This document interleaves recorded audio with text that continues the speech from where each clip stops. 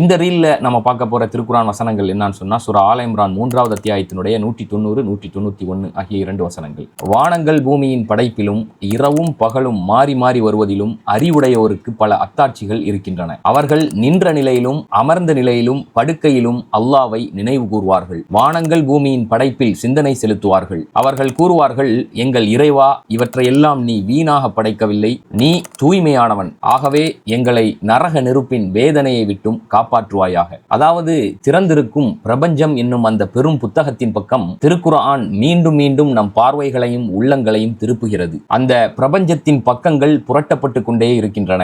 ஒவ்வொரு பக்கத்திலும் அது ஒரு சான்றினை வெளிப்படுத்துகிறது. ஆரோக்கியமான இயல்புடையவர்களிடம் இந்த புத்தகத்தின் பக்கங்களில் வெளிப்படும் நிலையான உண்மையை குறித்த உணர்வையும், இந்த படைப்பின் படைப்பாளனுக்கும் இந்த உண்மையை அதற்குள் வைத்தவனுக்கும் பதிலளிக்க வேண்டும் என்ற ஆர்வத்தையும் அது தூண்டுகிறது. சோ அப்போ அறிவுடையோர் தான் சரியான முறையில் அறிந்து கொள்கிறார்கள். அவர்களுடைய பார்வைகள் பார்த்தீங்கன்னா இந்த பிரபஞ்சத்தில் காணப்படும் அல்லாவின் சான்றுகளை வரவேற்பதற்கு திறந்து விடுகின்றன. அவர்கள் தடுப்புகளை ஏற்படுத்துவதில்லை. தங்களுக்கும் இந்த சான்றுகளுக்கும் மத்தியில் இருக்கும் ஜன்னலை அவர்கள் அடைத்து விடுவதில்லை. தங்கள் உள்ளங்களுடன் நின்ற நிலையிலும் அமர்ந்த நிலையிலும் படுத்தவாறும் அவர்கள் அல்லாவை முன்னோக்குகிறார்கள். அவர்களின் பார்வைகள் திறந்து விடுகின்றன.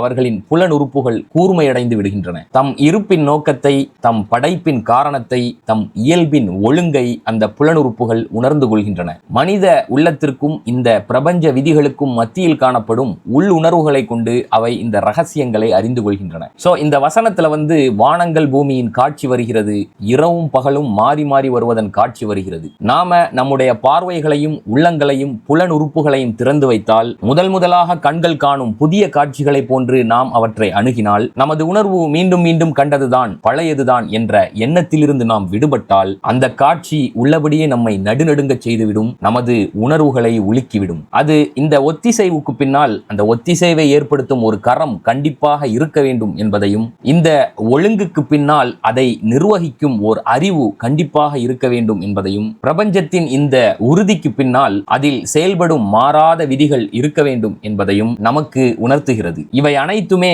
ஏதோ மாயையாக இருப்பதற்கோ குருட்டாம்போக்கில் தாமாக அமைந்திருப்பதற்கோ வாய்ப்பே இல்லை. இவை அனைத்தும் நோக்கமின்றி இருப்பதற்கும் வாய்ப்பில்லை. சோ இப்ப நான் வாசிச்ச இந்த வசனங்களுக்கான விளக்க உரை திருக்குர்ஆனின் நிழலில் தொகுதி 4 எடுக்கப்பட்டவை. சோ இந்த திருக்குர்ஆனின் நிழலில் தப்சீரை நாங்கள் சீர்மை சார்பாக 50% சலுகை விலையில் தருகிறோம். திருக்குர்ஆனின் மாதத்தில் திருக்குர்ஆனுடனான நமது உறவையும் அதன் மூலமாக நமது வாழ்வையும் மாற்றி அமைப்பதற்கு அரியதொரு வாய்ப்பு இது. இந்த வாய்ப்பை தவற விட்டுவிடாதீர்கள். மேலே தெரியக்கூடிய வாட்ஸ்அப் நம்பரை பயன்படுத்தி நீங்கள் ஆர்டர் செய்யலாம், அல்லது கமெண்ட்ஸிலும் டிஸ்கிரிப்ஷனிலும் கொடுக்கப்பட்டுள்ள அந்த இணைப்பை பயன்படுத்தியும் நீங்கள் உங்கள் ஆர்டர்களை பிளேஸ் செய்யலாம்.